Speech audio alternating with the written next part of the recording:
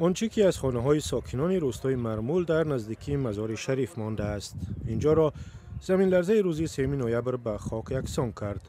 خانه‌های مردمی نادار و بینوا را که حالا نمی‌دانند چیکار کنند. آینده ما بخی نامعلوم است، به خاطر اینکه ما با کجا بریم. هیچ جایی هم نیست که از طرف دولت یا از کسی به ما وعده داده شده باشه که یعنی شما میتونین به اعمار بکنین و سکونت بکنین. در نتیجه زمین لرزه 6.3 درجه‌ای در نزدیکی شهر مزار شریف 27 نفر جان باختند. صدها خانه ویران شد. فلاکت هم زمانی رخ داد که مردم در خواب بودند. نیمه شب زلزله بسیار شدید به وقوع پیوست که در جریان زلزله یعنی قسمی که شما مشاهده میکنین امی اولیای ما مکمل و طاقای ما زیر آوار رفت و هیچ چیز هم تا هنوز نتونستیم از زیر آوار بیرون بکنیم. به قول ساکنان روستای مرمول در این دهه دیگر امکان ادامه زندگی هم وجود ندارد.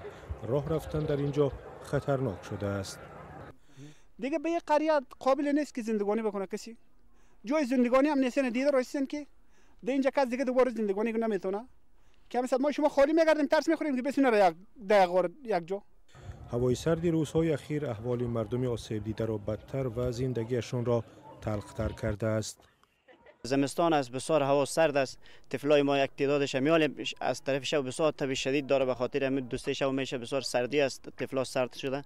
دیگه جایی بر رفتن نداریم، تمام حولی از بین رفت. حتی زمین ازی هم دیگه قابل استفاده نیست. این زمینی که چنان شما میبینین مکمل ترکیده و رفته.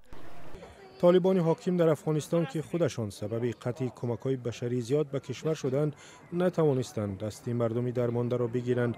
از طرف دیگر به مشکلات زمین لرزه ماه اوگوست دست به گریبانند که هزاران نفر را در شرق افغانستان کشته و مجروح و بی‌خانه در کرد.